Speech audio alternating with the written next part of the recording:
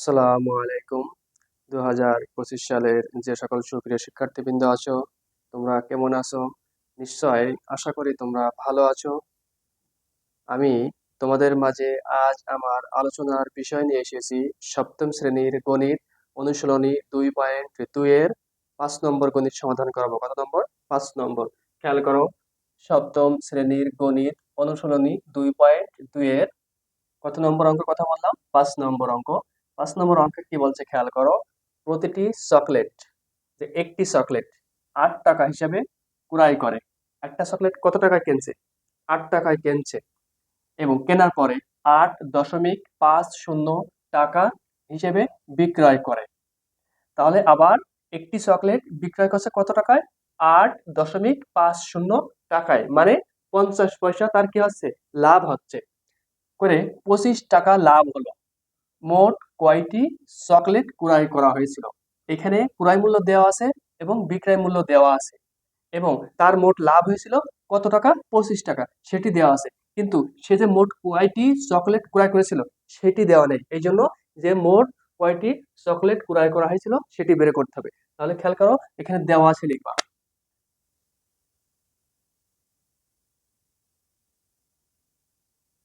দেওয়া আছে, দেওয়া আছে ক্রয় মূল্য।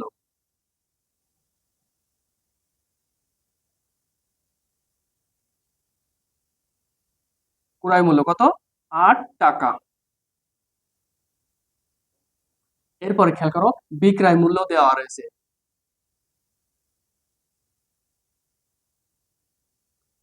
বিক্রয় মূল্য, বিক্রয় মূল্য কত টাকা? 8.50 টাকা। 8.50 টাকা। তাহলে খেয়াল করো যে শিক্ষার্থীবৃন্দ, যে ক্রয় মূল্য 8 টাকা, বিক্রয় মূল্য 8.50 টাকা। তাহলে এখানে তার কি হচ্ছে? লাভ হচ্ছে। তাহলে আমরা কি করব? লাভের সূত্র ব্যবহার করব। তাহলে লাভ ইকুয়াল বিক্রয় মূল্য বিয়োগ ক্রয় মূল্য। ক্রয় মূল্য। তাহলে বিক্রয় মূল্য কত ছিল? 8.50 বিয়োগ ক্রয় মূল্য ছিল 8 টাকা। টাকা। তাহলে 8.50 থেকে 8 বাদ দিলে কত থাকে? 0.0050 টাকা। তাহলে তার প্রতিটি চকলেটে কত পয়সা লাভ হচ্ছে? 50 পয়সা করে লাভ হচ্ছে। তাহলে 0.50 টাকা লাভ হয় কতটি চকলেট? যেহেতু চেয়েছে মোট কয়টি চকলেট ক্রয় করা হয়েছিল, তাহলে প্রতিটি চকলেটে তার লাভ হচ্ছে 50 পয়সা করে। তাহলে 0.50 টাকা লাভ হয় কতটি চকলেটে? একটি চকলেটে। একটি চকলেটে। চকলেটে অতএব 1 টাকা লাভ হয় 1/50 চকলেটে। আর ওই যে 25 টাকা লাভ হয়েছিল, কত টাকা লাভ করেছিল সে? 25 টাকা লাভ করেছিল। তাহলে 25 টাকা লাভ হয়। 25 টাকা লাভ হয় 1 গুণ 25/50। এরপরে খেয়াল করো যে এই পয়েন্টটি তুলে দিলাম। পয়েন্টের জন্য কি হলো? 1 বসলো। আর পয়েন্টের পরে যে কয়টি অঙ্ক থাকে সেই কয়টি শূন্য বসে। তাহলে পয়েন্টের পর কয়টি অঙ্ক আছে? 1, 2টি অঙ্ক আছে। এই জন্য এখানে 2টি শূন্য বসবে। এরপরে খেয়াল করো, এই শূন্য এই শূন্য কেটে গেল।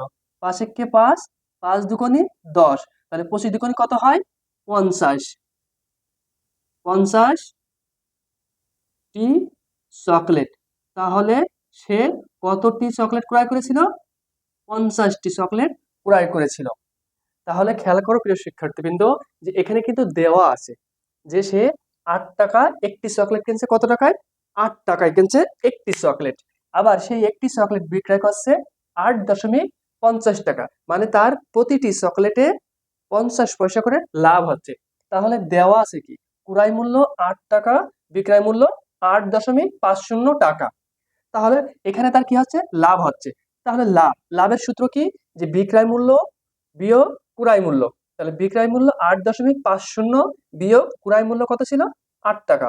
তাহলে 8.50 থেকে 8 বিয়োগ করে কি পেলাম? 0.50 টাকা, মানে 50 পয়সা। তাহলে তার 50 টাকা, 0.50 টাকা লাভ হচ্ছে কয়টি চকলেটে? একটি চকলেটে, যে সে প্রতিটি চকলেটে 50 পয়সা করে লাভ করছে। এবং লাভ করে সে কত টাকা লাভ করেছিল? 25 টাকা কিন্তু তার লাভ হয়েছিল। তাহলে 1 টাকায় লাভ হয় 1 বাই 0.50, আর ওই যে সে মোট 25 টাকা লাভ করেছিল।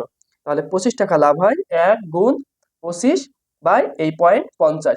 এই পয়েন্ট তুলে দিলাম। পয়েন্টের জন্য এখানে 1, আর পয়েন্টের পরে 2টি অঙ্ক আছে বলে এখানে 2টি শূন্য।